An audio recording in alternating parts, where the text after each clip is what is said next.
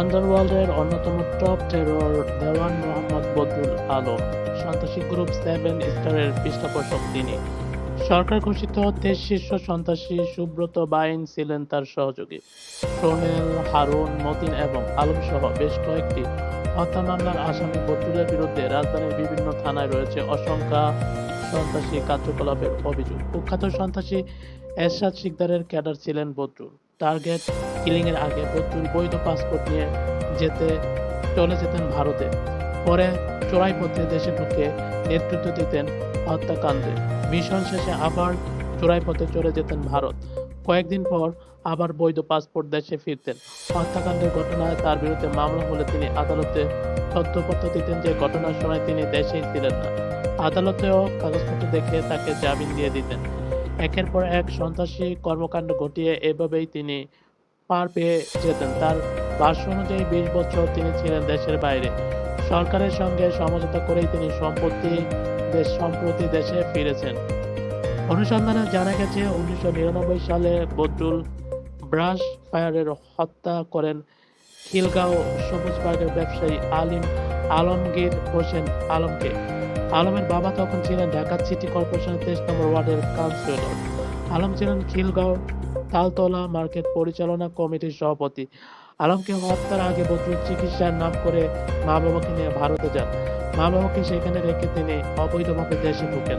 1999 সালের 19 জুন আলমকে বনানীতে ডেকে নিয়ে সহযোগীদের নিয়ে নৃশংসভাবে হত্যা করেন। এরপর অবৈধভাবে চলে যান ভারতে। সেখান থেকে কয়েকদিন কাটিয়ে পরে তিনি মা বাবাকে নিয়ে দেশে ফিরে পলাতক থাকেন। কারণ আলম হত্যার ঘটনার দায়ের করা মামলার প্রধান আসামি ছিলেন তিনি। এই মামলার গ্রেপ্তার বাতেনের স্বীকারোক্তিমূলক জবানবন্দিতে তার নাম উঠে আসে। বাতেনের জিয়াহলামের দিন আদালত থেকে তিনি জামিন পান। এই জামিন পাওয়ার ক্ষেত্রে তিনি পুরনো কৌশল ভারতে অবস্থানের প্রমাণপত্র অবলম্বন করেন।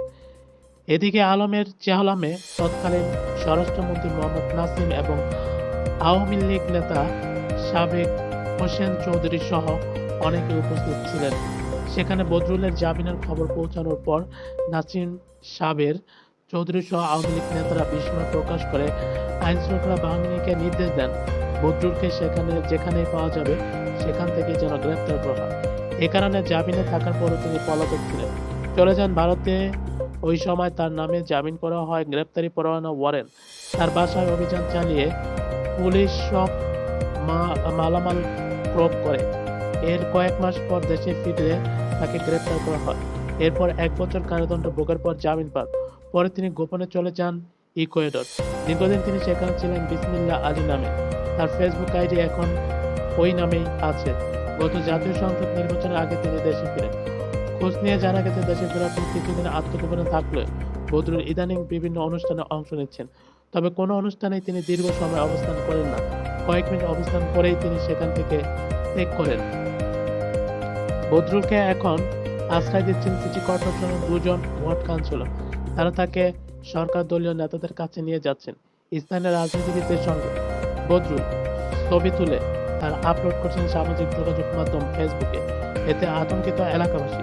আতঙ্ক তৈরি হচ্ছে বদরুল বাহিনীর হাতে নিহতদের স্বজন ও নির্যাতকদের মধ্যে।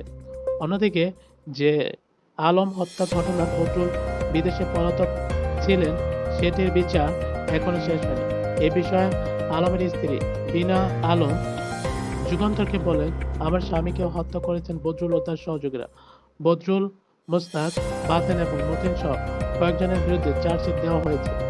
মামলাটি এখনো বিচারাধীন। 25 বছরও মামলা নিষ্পত্তি নেওয়া হয়। আমি হতাশ। আইনের প্রতি শ্রদ্ধাশীল হলেও বিচারের ভার আল্লাহর উপর ছেড়ে দিয়েছেন। তিনি বলেন, দীর্ঘদিন পর বদরুল এলাকায় ফেরার আমি পুরো পরিবার নিয়ে আতঙ্কে আছি। বদরুল নিজে এখন বলে বেড়াচ্ছে যে আলমকে সে হত্যা করছে। নাম প্রকাশ না করা সত্ত্বেও কয়েকজন স্থানীয় বাসিন্দা যুগান্তরকে বলেন, সন্ত্রাসী বদরুল এলাকা ফেরার আমরা খুবই ভয় আছি। যদি সে জানতে পারে যে আমরা মিডিয়া তার বিরুদ্ধে কথা বলছি, তাহলে আমাদের সব শেষ হয়ে যাবে। আগে বদরুল বাহিনীর প্রধান হিসাবে এলাকার সন্ত্রাসী কাজে নেতৃত্ব দিত। এখন নিজের নাম পাল্টে বিসমিল্লাহ আলী হিসাবে এলাকা পরিচয় দিয়ে যাচ্ছেন।